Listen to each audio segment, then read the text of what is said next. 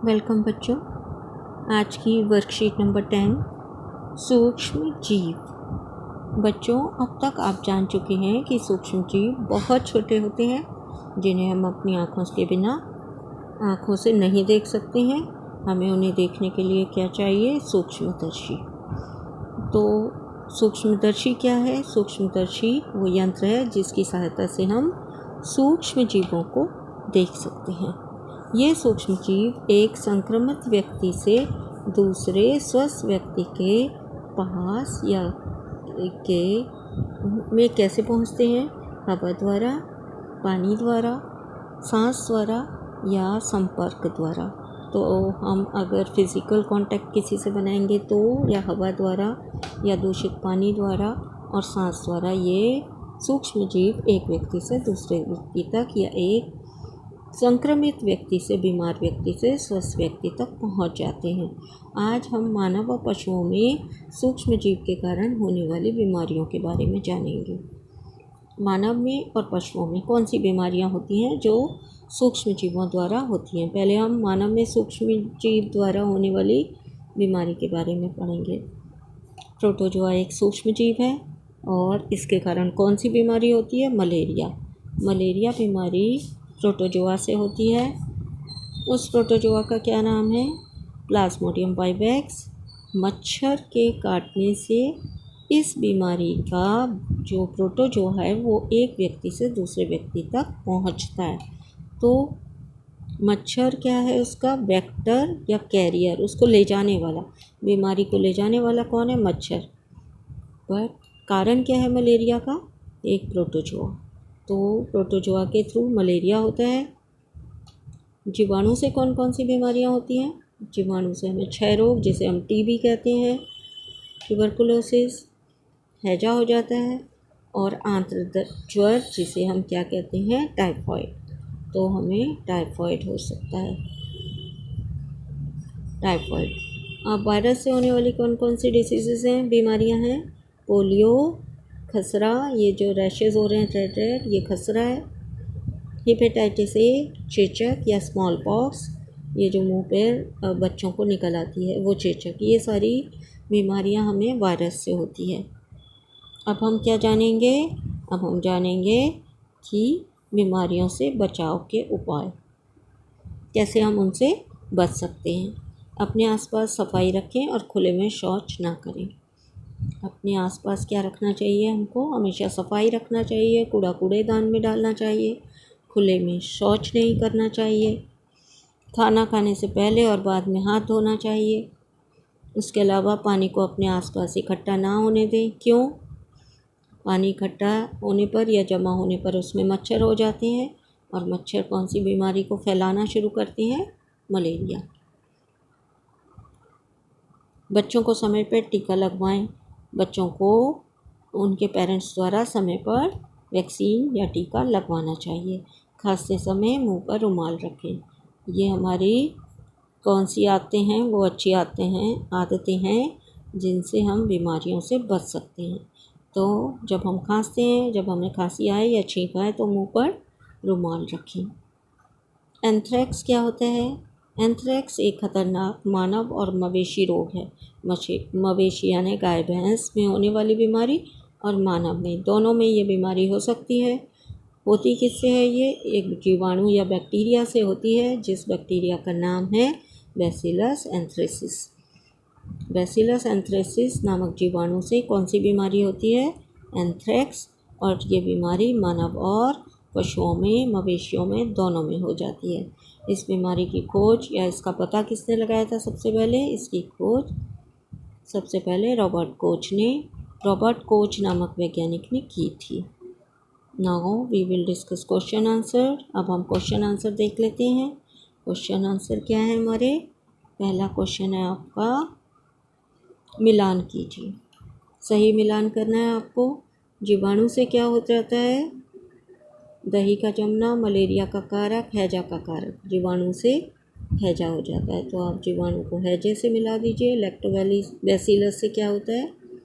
दही का जमना। Protozoa malaria का कारक है, कारण, और वायरस से चेचक का वायरस से चेचक हो जाती है, चेचक का कारक है। नेक्स्ट है आपका मलेरिया से बचने के कोई 2 तरीके लिखिए। तो मलेरिया से बचने के आप 2 तरीके कौन से लिखेंगे बच्चों? एक आप लिखेंगे कि पानी को अपने आसपास इकट्ठा ना होने दें, हमें पानी को अपने आसपास इकट्ठा नहीं होने देना चाहिए, जिससे क्या हो जाता है, मच्छर पैदा होते हैं। और दूसरा आप क्या लिख सकते हैं? दूसरा आप लिख सकते हैं मच्छरदानी का प्रयोग करें। मच्छरदानी का उपयोग करें। उपयोग और क्या लिख सकते हैं आप? मच्छरदानी के उपयोग के अलावा पानी इकट्ठा नहीं होने देना, मच्छरदानी का उपयोग करना और पूरी बाँह के कपड़े पहनना, ये भी आप लिख सकते हैं। आपको कोई 2 लिखने हैं तो आप कोई 2 लिख दीजिए। इसके अलावा भी कई तरीके या कई उपाय हैं जिनसे हम मलेरिया को फैलने से रोक सकते हैं। नेक्स्ट क्वेश्चन इज़ मानव में बैक्टीरिया और वायरस से फैलने वाली 3 बीमारियों का नाम बताइए। 3 ऐसी बीमारियां जो बैक्टीरिया या जीवाणु द्वारा होती हैं और 3 ऐसी बीमारियां जो वायरस द्वारा होती हैं। तो आप कौन कौन सी 3 बीमारियों के नाम लिख सकते हैं? जीवाणु द्वारा होने वाली 3 बीमारियां क्षय रोग या टीबी, हैजा और टाइफॉइड। इसके अलावा भी जो जीवाणु से होने वाली बीमारियां हैं, आप उनका भी किसी का भी नाम लिख सकते हैं। वायरस से होने वाली कोई 3 बीमारियों के नाम पोलियो, खसरा और हेपेटाइटिस ए, चेचक। इसके अलावा भी आप किसी बीमारी, ऐसी बीमारी का नाम लिख सकते हैं जो वायरस द्वारा होती है, जैसे कोविड-19 या कोरोना आजकल चल रहा है, वो भी वायरस से होता है। तो 3 बीमारियों के आपको नाम लिखने हैं। नेक्स्ट क्वेश्चन इज़ पूरी दुनिया एक महामारी से पीड़ित है। उस महामारी और सूक्ष्म जीव का नाम बताइए जिसके द्वारा ये फैला है। इसे रोकने के कुछ तरीकों का उल्लेख कीजिए। तो क्वेश्चन नंबर 4 में आपको क्या करना है? महामारी का नाम बताना है। इस महामारी का नाम क्या है बच्चों? इसका नाम है सार्स